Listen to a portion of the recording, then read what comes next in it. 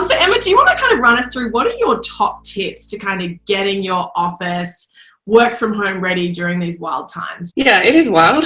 It's pretty accurate description. I mean, I'm coming to you from my parents' property in the Hunter Valley, so that's why you can see all of the stone. So I've been working from here as well as back in Sydney, but I decided to come up here for a little while and work from here where I can roam free in the paddocks and not have to worry about washing my hands every 5 seconds. But I mean, that's meant that I've had to set up an office in a couple of different locations. So I've been working from the dining table here at the farm. I've been working from one of the spare rooms. My brother and my dad are building a veggie patch outside for Mum, and they're constantly drilling and making noise. They've got a concrete truck turning up today, so that's why I'm hiding in here, so that hopefully it's not too noisy. But it just means that we need to be flexible, and I know a lot of people are also looking after kids and trying to homeschool children as well, which I am in the lucky position that I don't have children at home to have to wrangle. I can kind of take myself off into a quiet room and be okay to get some work done. So I actually wrote in my second book, Keeping House, which came out last year, about working from your dining table. And I didn't know at the time that it would end up being something that we'd all be doing in 2020. So I'm going to just read out a couple of things that I had in that section of the book. So for people who haven't seen the book, by the way, a lot of people have actually reached out so to that people can see what it looks like. I don't have one with me. No worries. Let's just go on. So, yeah, for those of you who don't know, Emma's published 2 books and you're working on your 3rd, is that right? Well, yeah, I'm still thinking about what to write for a 3rd book. Maybe it'll all be about working from home and creating a beautiful space. But yeah, do you want to run us through that passage from the book that talks about working from the dining table? Because I think there's a lot of us doing that right now. Yeah, definitely. And I think a lot of people have reached out to me saying I've got housemates that are still going into the office and they're working from home. So they're like, I'm really conscious of not taking over too much of the dining table space while everyone is still trying to use the dining table in the evening to actually eat at the table. And my solution to that has been get a little like a storage basket or just a box and do like an end of day swipe.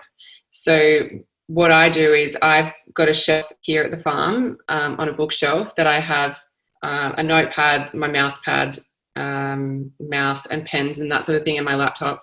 I put my laptop back into its sleeve case at night and put it all on the shelf, so then we can use the dining table in the evening. So doing an end of day swipe, not only is that mentally going to help you kind of segment work from downtime, but it also means that you can use the space for what it's meant to be used for the rest of the day. And I think that has really helped some of my clients to also do that with the kids' homework and that sort of thing. So having little containers for each of the children so they know at the end of the day they need to clean up their space so that you can have dinner at night time. Love that. That's such a good idea, having one basket where you can kind of put everything. And then what about for people who, I mean, are kind of doing stuff like this, right? Like IG Live or Zooms, like what should people like us be doing? I mean, I've made an attempt. I don't know if anyone... I'm at my nana's house, and so there's not a lot of there's not a lot of kind of art on the walls, but I've just tried to like get some flowers and stack it on books. But like, what are some easy tips that people can do to make the background look a bit less tedious? Any advice for people as to like, should they be even worrying about the background, or do we all have bigger fish to fry at the moment? This is temporary. Like it's not something that we need to go and spend heaps of money on, but it is something that we need to be aware of. And it is also a reflection of you and your professional skill set as well. So it is something that you should be taking seriously, and cleaning up the background is relatively easy to do before you start a video anyway, and turning on your laptop camera and just checking what's behind showing up, because if you screen one way or another you can kind of put things out. Getting some books to put on your laptop to make in the right spot rather than having it down too low and then, you know, like everyone's looking at you like that. So it's not like we're expecting you to be live from some, you know, beautiful studio, but just making sure that it's neat and tidy is probably the key to making it work. And then what about for even like in non-corona times, like if someone like me who, like Emma's, a big stylist and interior designer. So you've got an eye for this kind of stuff. I don't have that skill set. For people who are like me, like even in non-corona times, like what are some just like easy things that we can do to kind of make our office feel more zen and more calm and just kind of more conducive to great work, I guess? In the morning when I sit down, if I'm working from home for the whole day, I'll make sure that I make a tea before I sit down. I light an incense, burn a candle all day long. Ends up giving me a headache, smell of the candle. The incense doesn't do that. So you talked about like doing the incense and having the candle as like part of your routine. And what about like creatively, if people kind of want to make their office seem a little bit more like zhuzhed up? Is there any like top 3 kind of basic tips that people can do pretty quickly and easily? Yeah, don't have too much junk on the table. Like do the swipe. So, what do you absolutely need to have on the table? Now we can all mostly work with a laptop and, maybe a screen that you plug your laptop into. And then just making things nicer for you. So I've got a mouse pad that's not some promotional mouse pad. It's actually a nice mouse pad that I'm happy to look at all day long. And then, the teacup that I use is a nice teacup. I've got a really nice pencil tin that I've got my pencils sitting in. It's just those little things that actually end up making it a lot more enjoyable. So it just feels more, because I think sometimes people think that those little things don't make a difference. Yeah, a lot of people think that, especially men.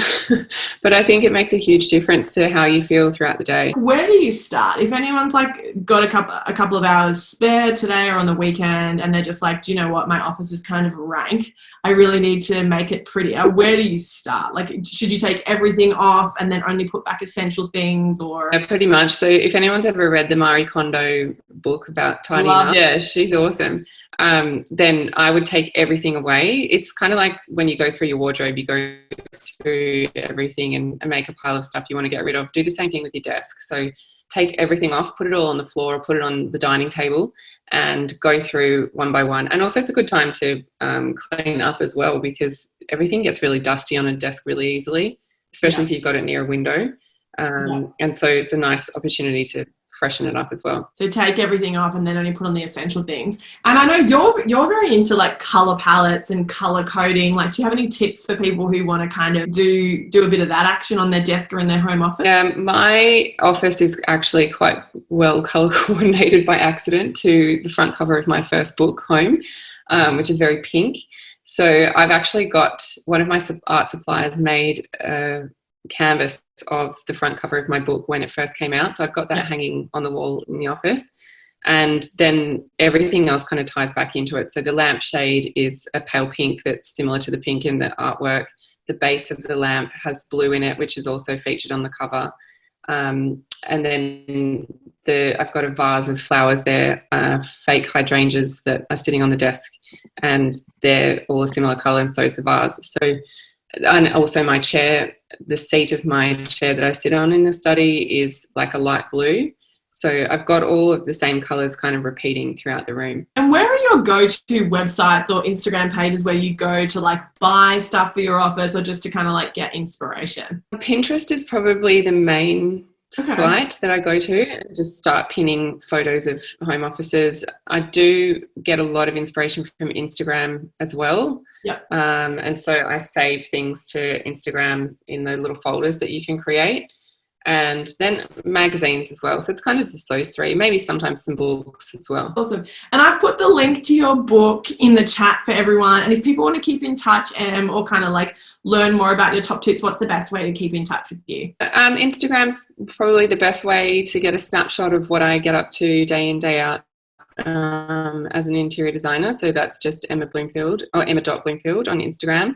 Otherwise, my website, I've got a blog on there as well where I put all sorts of topics about, at the moment it's working from home based topics, but also share kitchen renovation ideas and those sorts of things as well. Awesome. Well, if anyone decides to clean up their desk today, please take a before and after photo for us so that Emma and I can share it on Instagram. We would love that. And it is Emma Bloomfield, but I always say Blomfield because there's only one O. So if you're looking for Emma, I know. There's the one O. It's annoying.